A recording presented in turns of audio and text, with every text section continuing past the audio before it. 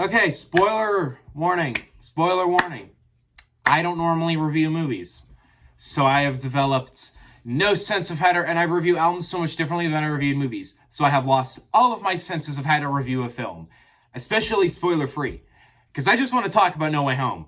But I cannot do that without spoiling the fuck out of it. And I also have to be kind of quiet because, there's people in my house that haven't seen it yet.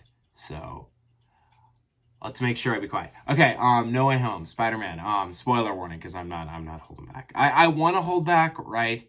I want to just kind of review it casually, but I feel like all my thoughts on this movie reign in the world of what actually happens in it, and I can't do that if I don't spoil it, so I'm going to spoil it. Okay, No Way Home is the most hyped I've been for a movie since Endgame. I don't think that's a hot take. I haven't even reviewed a movie since Tenet. And the biggest reason why is because I lost my sense of how to review films. I tried to review a couple things, but the reviews just kind of sucked. And to be honest, I kind of like my state of how I watch movies now, because I watch them in this, very much just, I kind of want to be entertained state. I'm not over analytical about films now, and I really enjoy that, because, I went into No Way Home wanting to just have a really great time, and I had a really great time with no analysis, no anything. I just had a perfect great time with the movie, and I find that so much more enjoyable than going in even with expectations. I didn't even go in with this heavy expectation of what I needed it to do to be great. I kind of just let it happen. It's it was such a satisfying experience for me, because I went in okay, I love I love Homecoming, I love Far From Home. I think they're great movies. And I just went in thinking, okay, those are great movies, so this should be great. There are some teasers in the trailer. There's some stuff that could happen. We'll see. And but I didn't go in thinking, how will it happen? When will it happen? In this way, I just went in wanting to absorb it and see how it happened, with very much open expectations. And you know what? I had a great fucking time. I had the best time I think I've had in a movie since, I want to say Parasite, because I loved that movie so much. Also, Dune was a great experience, but I would say this is better than Dune. But when I went into Parasite, I don't know if I had a really fun time with Parasite. It's a pretty dark movie, but it also did blow my mind. It was amazing, and it's better than No Way Home. But I guess I would say that in terms of how exciting and enjoyable the experience was, I think it's a little below Endgame. Endgame was unbelievably cool, but this is up there. Because I guess when it comes down to it, this movie is breaking a huge boundary, and that's multiverses. And I've already said spoilers, so I'll go in. It's breaking this boundary that no other film has gone to do yet. Every other film so far in the MCU has kind of sidelined that, and I've kind of always just wanted them to just go for it and just break the universe, take these characters from other worlds and bring them here. I will be honest though, I actually think the trailers show too much. I actually would have been happy knowing that the villains from the other universes weren't in this movie. I think it would have been better to tease that there were a bunch of villains in this movie, but not show who's playing those villains. Show that the Green Goblin is here and Doc Ock is here. If I just remained with the first trailer, I think I would have actually had a better time with the movie.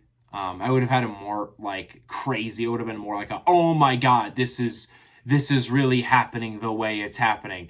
But overall, I will say that this movie was constantly engaging, so enjoyable. And I think the thing that makes this movie so good is Tom Holland. All of the characters, the universes colliding, all this stuff, it's all so fun. But Tom Holland being the center of it makes it so good, because he is such an enjoyable actor, and he's such an enjoyable interpretation of Spider-Man. He knows how to do it. He knows how to do the character. And I think that's the heart and soul of all three of these films. I think without him, these movies might not be nearly as good as they are. But in this movie, he solidifies that. He gives his best performance, I think, in the MCU, honestly. It was so enjoyable. He was so much fun. And I really love the bonds he kind of has with his friends, too. I think it develops this really big heart for the film. The entire movie, the entire kind of plot of the film is kind of Spider-Man has a heart.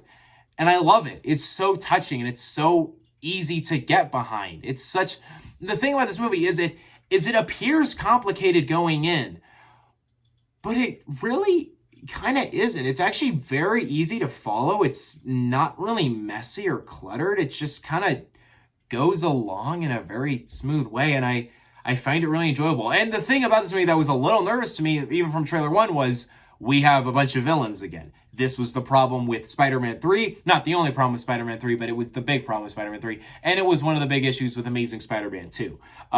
Not the issue with Amazing Spider-Man 2, because that movie has very little things that aren't issues. But I think when it comes down to it, I was nervous about that. But this movie expertly handled that. And I need to... Okay, look, here's the thing. I would say I need to stop thinking Marvel can't handle multiple characters, because they did with Infinity War, they did with Endgame, now they have with No Way Home. But no, they did not with Eternals.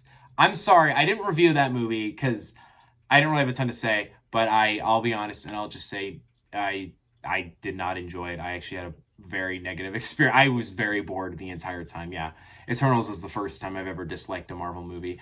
But No Way Home was a great experience for me. It was much, much better than Eternals. I think when it comes down to it, though, it's like when you look at the way they're like they have to bring all these characters together. It is a massive challenge to be like, okay, you have to bring in Dr. Octopus, you have to bring in Green Goblin, you have to bring in you have to bring in Electro, you have to bring in Sandman, you have to bring in the Lizard, you have to bring in all of these characters. You also have to bring in Doctor Strange. You also have to bring in the side characters from it. You also have to bring in the other two Spider-Man.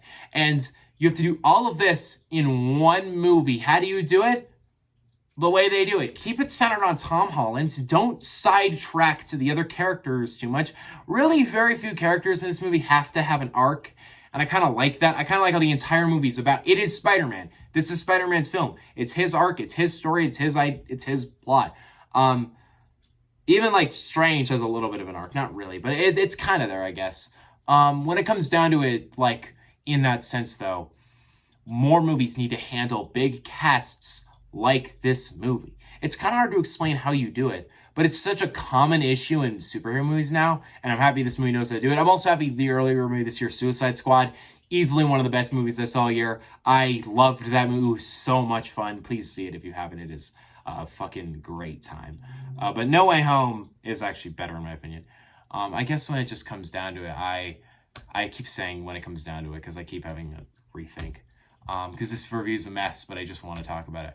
I just loved it. I will add, though, the interactions between all three of the Spider-Man. Oh, my God. It was so fun to watch them reference the other films and really bring the characters together. They all feel very believable to me in the state that they were in. And I think they handle them well in the sense that they don't try and make it, okay, this is exactly how it happens and how it works. They make it more like I feel like they realize more that it's better to have a great film than a great film with plot holes than a film that doesn't have any plot holes but is emotionless.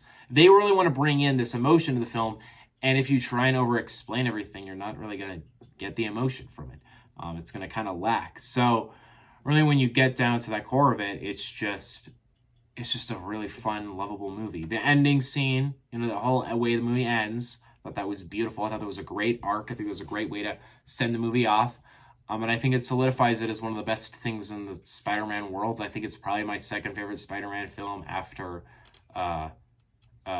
Into the Spider-Verse, because I feel like it brings everything we've ever known of Spider-Man together. Even in their little ways, they hint at Into the Spider-Verse with Jamie Foxx being like, I thought he was, or was Jamie Foxx saying, I wonder if there's a black Spider-Man out there. I liked that little nod to Miles Morales. And Into the Spider-Verse, which is the greatest Spider-Man movie ever made, and probably my favorite movie of all time. When you look at it, though, I think No Way Home is the second best Spider-Man film. I had a great time with it. I don't think anyone wouldn't enjoy this film. It's fun. It's exciting. It's visually it's so awesome. I had so much fun with it. I even cried at a couple scenes. I just loved the entire experience of No Way Home. Truly made me really want to get back into the MCU and really commit back to this universe. Because I haven't really liked a ton of the 21. I like 2021 MCU, but it's not been as solid as other years. Most of the shows were good to okay to me. I thought Black Widow was okay. I liked Shang-Chi. It was good. I didn't really like Eternals. I have yet to watch Hawkeye. I'll probably watch it when it's all done. But No Way Home, fantastic and probably one of my favorite films in this universe, easily. I don't want to give it a rating because I feel weird about that, but if I were to give it a rating in between like a 9 and a 10 out of 10, I want to give it a 10 out of 10 because it's so much fun, but I do kind of look at it and I'm like, okay, there are like issues in it. But in terms of movie theater experiences, one of my favorite experiences at a theater, I just had a huge smile on my face the entire time. The references, the Easter eggs, the callbacks, the returns, it's such a great time. Yeah, I wanted to talk about it because I know I slightly have a movie fan base, and I'm still kind of a movie fan. So yeah, that's my thoughts on Spider-Man No Way Home. What do you guys think on the film, though? Do you guys love it? Do you guys hate it? Let me know in the comment section below. Don't forget to subscribe. See you guys next time. I'll review some more albums soon. And then your lists are coming up very soon. See you guys next time. Peace out.